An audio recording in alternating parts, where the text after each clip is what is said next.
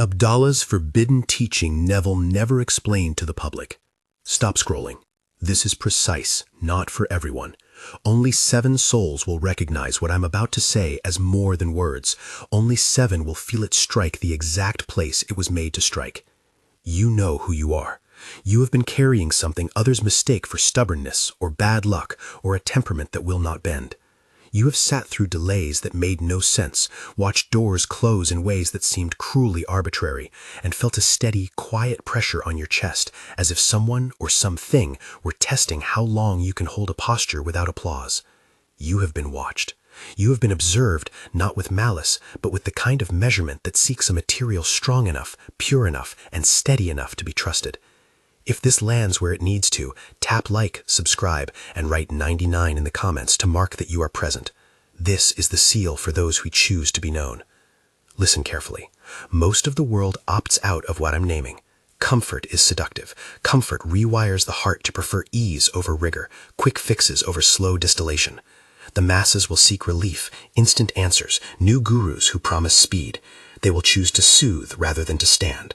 But you, whether you realize it yet or not, have been selected by circumstance and trial to endure what most cannot bear. The selection is not glamorous. It is a quiet, corrosive alchemy, conditions that remove spectacle, relationships that thin into essential threads, an inner compass that remains pointing where others' compasses have been softened. There is a mechanism at work. Call it the higher mechanism, the intelligent calibration, the observer that measures not results but capacity. It does not reward immediate flair or flashy claims. It watches for moral steadiness when pressure mounts, not the kind of virtue signaled in comfortable gatherings, but the kind that persists when no one remembers the words you once spoke and when no one is measuring your kindness. The mechanism counts how you hold weight. What does holding weight look like day to day? It looks like remaining honest when silence would be easier. It looks like refusing to collude with gossip because loyalty has become your currency. It looks like continuing to imagine, assume, and create inwardly, even when external signs are canceled. It looks like being available to your highest vision while your life appears to contradict it. It looks like tiny, persistent acts, a refusal to take a shortcut, a refusal to settle for the lesser kindness because it's convenient, a refusal to re-script your deepest conviction to avoid pain. This process is not random. Imagine scale. On one side, possibility. On the other, pressure. The mechanism increases the pressure slowly, deliberately. It removes the friends whose presence once softened your edges. It allows a string of delays that test whether your faith is theatrical or infrastructural. Each contraction, each closed door, each small betrayal is a test of whether you will keep the posture of fidelity when the reward is not immediate. People who are built for this path do not simply imagine possibility. They are tested on whether imagination survives under strain. That is the nuance Abdullah emphasized privately, and why it has been called forbidden in hushed circles. That endurance is the crucible in which the energetic signature of a new reality proves itself real. You may have read public teachings that spoke almost exclusively of imagination, assumption, and the law of consciousness. Those teachings are true. They point to the lever, but they omit the heat of the forge. Neville, in his public work, taught the primacy of assumption. He showed that the mind's imagining is the root cause. Abdullah's emphasis, a rare, almost secretive nuance, says this: imagination is necessary, but not always sufficient. It must be married to sustained moral and emotional steadiness under real pressure. That steadiness is the proving ground that unites internal assumption with external permit. Consider this not an authoritative correction to anyone's life's work, but as an interpretive lens. What Neville offered publicly and what Abdullah suggested privately can be read together to complete the picture. You did not find this, it found you. You have been through cycles that read like training rather than punishment. There is a rhythm: observation, filtration, sustained pressure, rupture, activation. In observation, the mechanism watches to see how easily you are distracted by applause. In filtration, relationships that were not essential thin away. In sustained pressure, your capacity to remain ethically consistent and emotionally steady is measured. In rupture, whatever outer structure was propping you collapses. And then, after the rupture, activation begins, provided you held true in the crucible. Let me tell you the shape of each phase so you can name what has happened to you. Observation is not dramatic. It is a quiet proximity, the sense that someone is reading the geometry of your life and marking measurements. It feels like a waiting room in your own being. Sometimes it is experienced as a long season of small frustrations, opportunities postponed, promotions stalled, relationships delayed. It is not a punishment, it is a scanning. The mechanism notes whether you will internalize defeat or whether you will use the interval to rehearse beyond evidence. This is where imagination is first exercised, in secret, in small rooms with the lights off. If your imagination turned inward here, taking refuge in consolation without action, the mechanism keeps observing. If your imagination matured into a steady creative posture that could withstand no praise and no proof, you begin to pass. Filtration is surgical. People who once seemed permanent become incidental. Friends drop away without explanation. Lovers leave. Professional allies dissolve into distance. This is not necessarily a moral penalty. Sometimes it is mercy. The mechanism has limited capacity for distraction. To be selected, you must be alone enough to hold the new form. Isolation here is a refining, not an indictment. The test is not whether you hurt, you will, but whether your moral center remains intact while the outer world becomes sparse. Do you continue to act in alignment with your inner law when social validation shrinks? Can you keep commitments to virtue when no one is watching? Sustained pressure is the true furnace. It does not always come as a single calamity. Often it is a prolonged, grinding series of small erosions, a health scare that has no neat narrative, financial constraints that force improvisation, the erosion of a marriage or friendship that used to be a pillar. Under these conditions, your integrity is demanded not as an aesthetic, but as a habit. The mechanism watches how you treat the people closest to you when you are tired. It watches whether you cling to resentments that will harden you into a brittle person, or whether you soften into resilient compassion. It is not enough to have spiritual practices if they are performance. The mechanism looks for consistency. Are your private choices the same as your public claims? Moral consistency is rare because it costs reputation, comfort, and sometimes belonging. People will tell you this is unfair. Some will say it is cruelty. That is a misunderstanding of the forge. Pressure is not a malicious intelligence. It is a clarifying one. It removes the excess, distills intention, and reveals whether your posture is built on convenience or on conviction. The test is not to break you. It is to prove whether what you are carrying can be trusted to bear further weight. Everything that collapses in the trial was never meant to carry the new life you will soon inhabit. Here is an image I want you to hold. You are a bridge being tested with increasing load. At first, the load is cosmetic, conspicuous. You feel the strain in the crowd's murmurs, but nothing fails. Over time, more weight is added, not all at once, but in stubborn increments. If your design is merely aesthetic, the joints will fail. If your design is structural, built from the inside with discipline, moral fiber, and steady imagination, the bridge will flex and announce its capacity. The rupture is not the bridge's failure. It is the giving way of the temporary scaffolding so the true structure can reveal itself. You remember the rupture. It was quiet at first, then absolute. Maybe it was the night when the words you had used to keep a relationship together fell into silence. Maybe it was the day a project you had believed to be the vessel of your value simply evaporated. Maybe it was the moment you could no longer pretend that your inner life matched your outward life. In that unglamorous collapse, you felt stripped. You thought you were losing everything.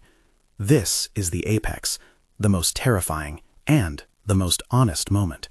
Do not mistake crack-up for catastrophe. Rupture is the doorway. In the instant of collapse, all the illusions drop away.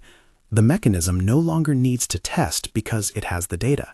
You either fold inward into bitterness or you stand, because standing has become the only possible response that aligns with who you are becoming. It is here that Abdullah's forbidden nuance matters. Endurance is not merely the passive acceptance of suffering. Endurance is the deliberate refusal to betray your inner law in the face of devastation. It is the capacity to keep your imagined scene alive without flinching at how reality contradicts it. Rupture clears the field. Activation begins only when endurance has been proven. When activation comes, it is not always a blinding miracle. Often it is small and uncanny, like a tuning fork struck in a distant room that suddenly resonates in the metal of your bones. Opportunities align not because doors open faster, but because the right doors, the ones that fit the new structure, appear with a strange inevitability. People who were once anechoic to you begin to mirror your frequency. Not everyone will see the change. The change is mostly energetic and functional.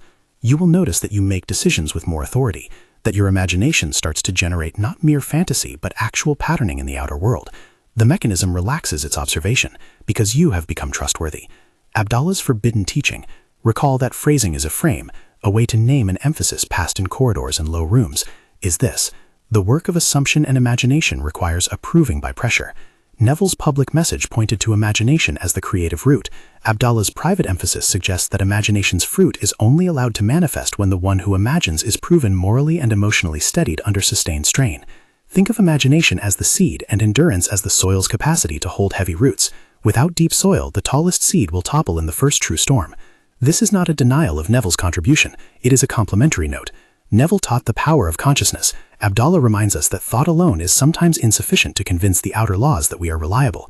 If your inner state is a lamp, endurance is the glass that prevents the flame from being blown out by wind.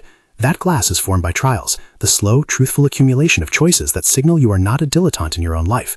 I call it forbidden only because it is rarely admitted in public teaching. Endurance under pressure is ugly, unpopular, and deeply necessary. Do not make the mistake of thinking this is a valorization of suffering. It is not. It is a call to responsibility. You are not called to seek pain. You are called to hold firm when pressure comes. There is a subtle but crucial difference between romanticizing hardship and embracing steadfastness. The latter demands discernment. If your life includes wounds that need the attention of therapists, doctors, or community care, seek those with courage. Endurance does not mean refusing help. Endurance means integrating help without abandoning your inner law. How will you know activation is approaching? Watch for 3 signs. First, the sense of being observed lifts not into relief but into invitation. Where observation felt like trial, it softens into alignment. Second, moral decisions that once felt draining become easier. Your yes and no align more quickly with your center. Third, synchronicities begin to carry a different quality, not merely signs but openings that require your authority to take. These are not guarantees. They are markers that your infrastructure is ready. There is a tiny practice you can use as a seal, a voluntary, symbolic commitment to the path that will both anchor you and signal you to the unseen mechanism. If you want to participate, choose one of 2 options. You may make a public seal by leaving 99 in the comments below as a small public marker that you are choosing to be known. Or you may take an internal seal, a single breath followed by the phrase, in your mind, I will hold, said once and with attention.